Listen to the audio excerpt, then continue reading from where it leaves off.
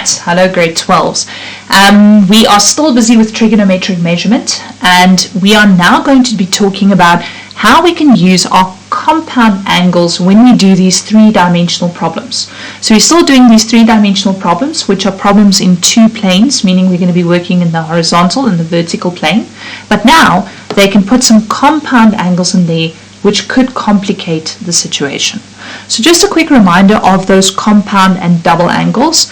We have those on your formula sheet. You can just go through them with the sine of alpha plus or minus beta, the cos of alpha plus or minus beta, and then your sine double angle and your cosine double angle. You should be able to remember those. If you don't, please just go and make sure that you understand them. We did do them in the first term. Okay, so let's do the examples. So in this particular example, you'll notice that again they give you a bunch of variables. Now these problems where they give you all of these variables, and especially if you've already done the previous homework exercise, you realize they're very, very tricky. Because we like the idea that we can go and we can finish something, meaning we can calculate AD, we have a value for AD, and then we can move on and we can use that value in the next one. So most people don't like having all of these variables, and especially because there's going to be multiple variables having to carry them over into the next sum and the next sum. But like I explained, the technique is still exactly the same. So don't let yourself be completely and utterly overcome by how complicated the question or even the answer to the question looks. Just do what needs to be done. Okay, so that being said, in this particular one, it's example 1 on page 164 in your classroom mathematics textbook. It says, B, C, and D are 3 points in the same horizontal plane such that, and they've given you the information that BD is equal to CD, and both of them are given by the variable D. And that angle CBD is equal to X, so you've got that one right there, which is X. Now obviously, immediately while you're reading through this problem, go and think about the fact that if those two sides are equal, then those two angles are going to be equal. So you can actually even immediately go and you can say to yourself, oh, that means that angle C1 is equal to X because it's angles opposite equal sides. So I can just write that down. Please remember, never be scared to use geometry in a trigonometry sum. And always make sure that you write those geometry reasons down. So I'm just going to put the little X there, and you don't just go and immediately use them, because sometimes they can actually penalize you if you use geometry principles in a trigonometry sum. So just please be careful with that one. Right. Okay. Then they also give me the fact that you've got an angle of elevation of A from C, which is Y over there. Now, I always tell people, when you read this question which says prove AB is equal to 2D cos X times tan Y, then almost you want to hear in your head, you want to go prove AB is equal to blah, blah, blah, blah, blah. Why? This is not actually important. All that this gives you is it gives you the answer which you're going to be looking for. Which means all you're going to focus on is this, calculate AB. And then after you've calculated AB using the techniques that we've been using in the past videos, only then do you go and check your answer with this. Never try and reverse engineer it. Never ever try and use what you're trying to prove. That's where you want to end up. So always remember, ignore all of this. You can almost close it up and just tell yourself, I want to calculate AB. And once I've calculated AB, I'll go back and I'll go and check this. But if you look at this, you're just going to get confused. Right. So again, technique when we're working in two planes or when we're working in 3 dimensions, start with the plane or the triangle which has the most information, which is this triangle BCD.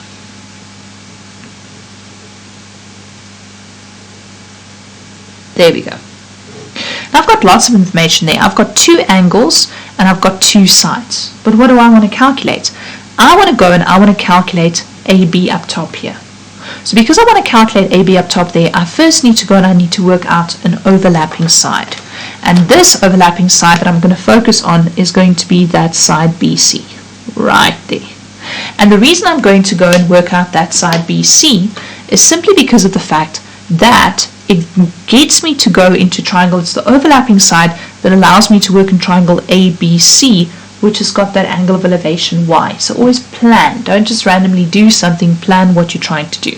So I want to calculate BC. And I'm going to say BC over the sine of D1. So because we need that D1, we're also going to have to calculate D1. So we're going to say angle D1 is then equal to 180 degrees minus, and you'll see minus x, so I can actually just go and say it's minus 2x.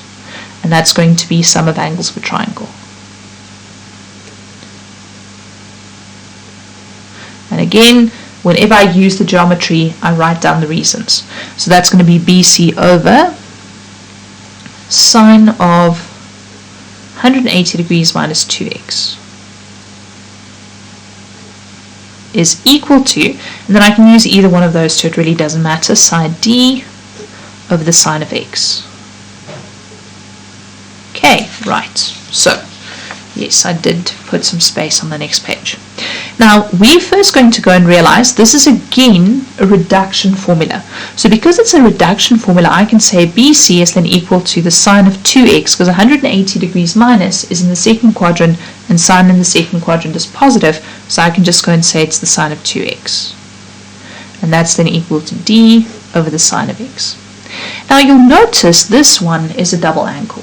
And because it's a double angle, I can actually go and expand it now if I want to. So I'm going to say BC is then equal to 2 sine x cos x. Or I could have expanded it later, it's really up to you. And then finally what I can do is I can then go and say BC is equal to D times that. So it's 2 sine x cos x times D, which is then 2D sine x cos x over sine x. And that's why it wasn't actually a bad idea to go and expand this, because you guys should notice that sine x will divide by that sine x. So I'm going to be left with something that's slightly simpler, which is 2D cos of x. There you go. Right, so we've got BC is equal to 2D cos of x. Now we're not done, because we still need to go and calculate AB. And again, please note I'm ignoring this flat. I'm only going to go and look at this part right at the end. So now that I've got that BC, I can then move into this triangle up there, that triangle ABC. So I'm just going to redraw it here just to make it slightly easier. And I'm going to state very clearly here, I'm now going to be working in triangle ABC. And triangle ABC, if I look at it from this side,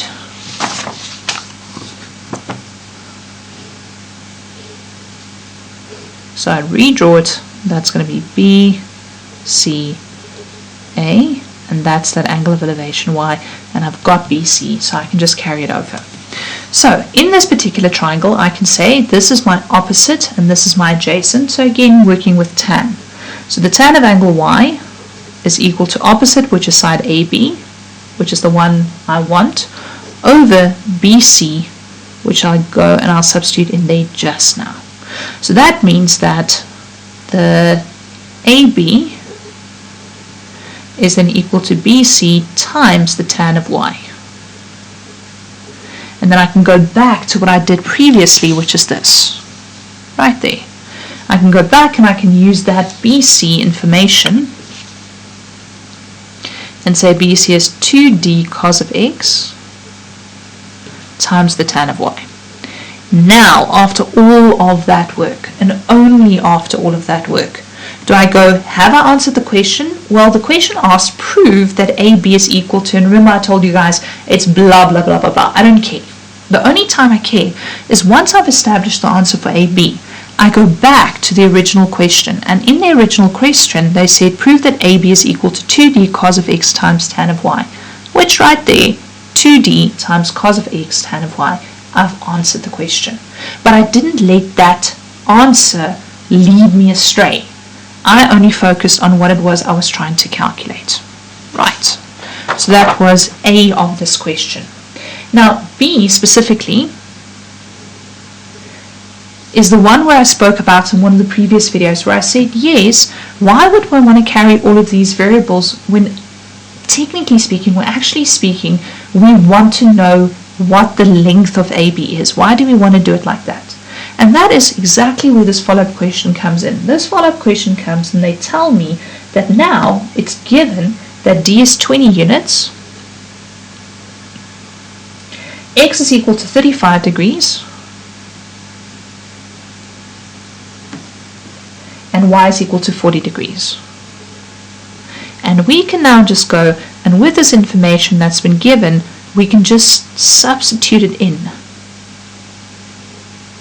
And we can say AB is then equal to 2D, which is 2 times 20, cos of X, which is the cos of 35 degrees, times the tan of Y, which is the tan of 40 degrees. And that allows us to just type it into a calculator and work it out.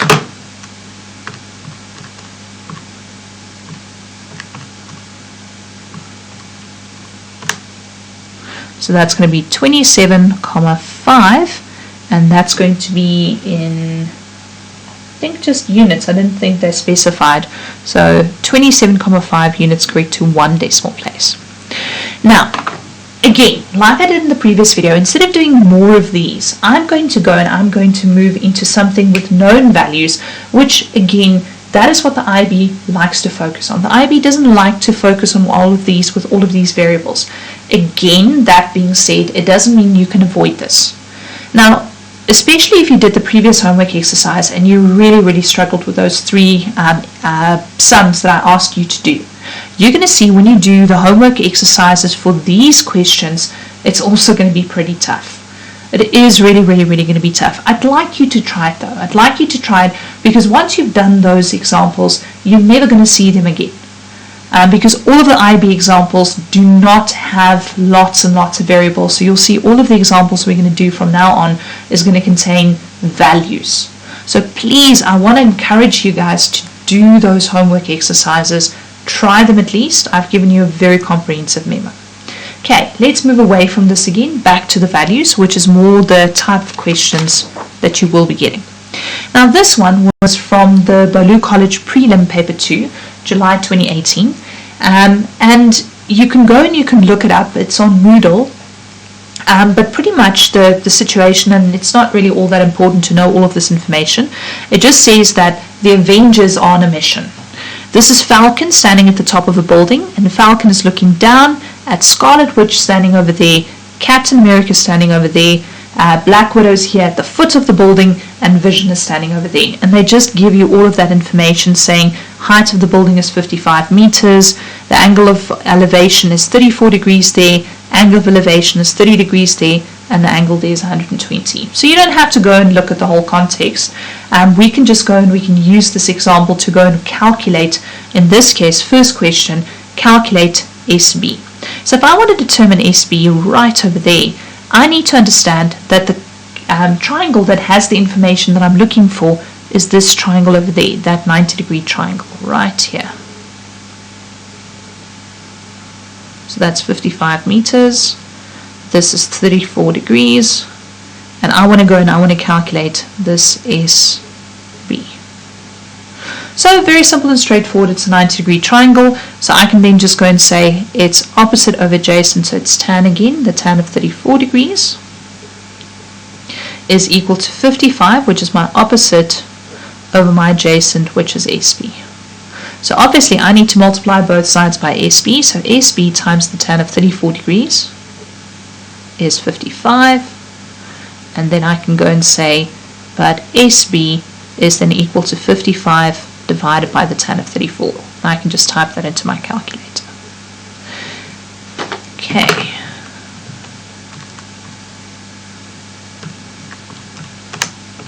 And that's going to be equal to 81,5, and they asked for it rounded off correct to 1 decimal place, 81,5 meters. Now this is something also that is very important. Because this is a scaffolded question, because they don't just ask one question and say go for it, they say first calculate this one, then calculate the next one, then calculate the next one. If it's a scaffolded question like this particular one, you could actually use the rounded off version in the next question. So in B, instead of using that full 81,54, you can just use the 81,5. However, it's always wise to use the full version. So they will, in the memo, they will have a version where they use the rounded off one, and they'll have a version where they use the one that's not rounded off. So I'm going to actually go and say shift store under A, so that instead of just using that rounded off version of 81,5, I'm going to use the full version. So the next question over here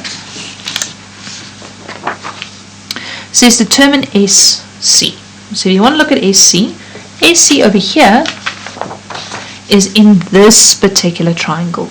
Very simple and easy and straightforward to find because I already have side SB.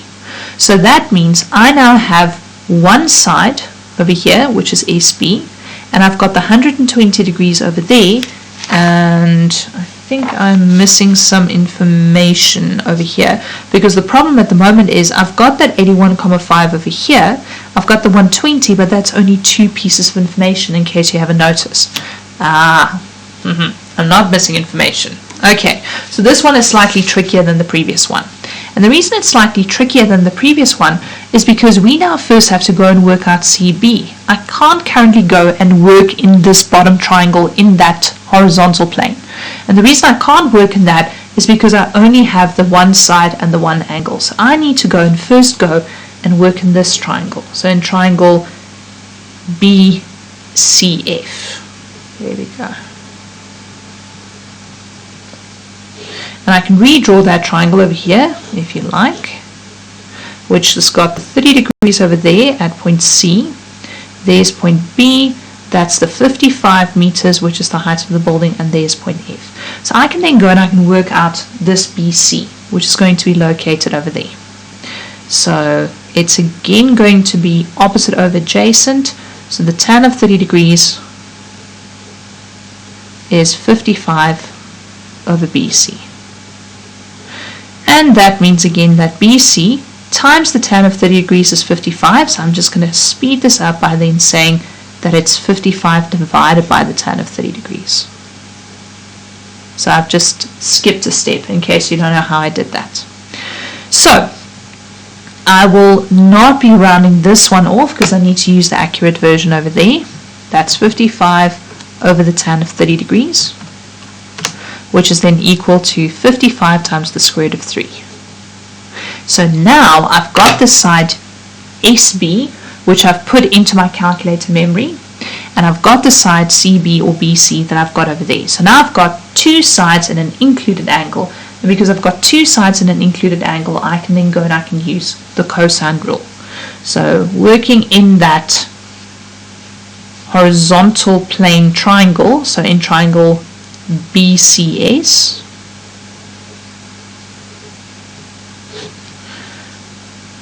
SC squared is going to be equal to that side squared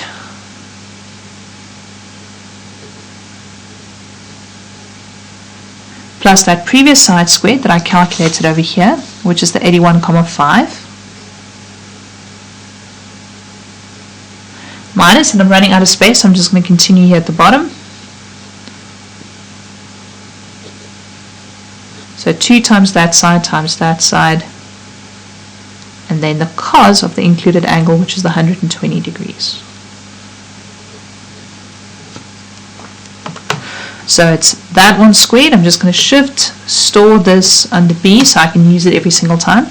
So I'm going to say it's B squared plus that previous one, which I stored under A, so it's A squared, minus 2 times that side B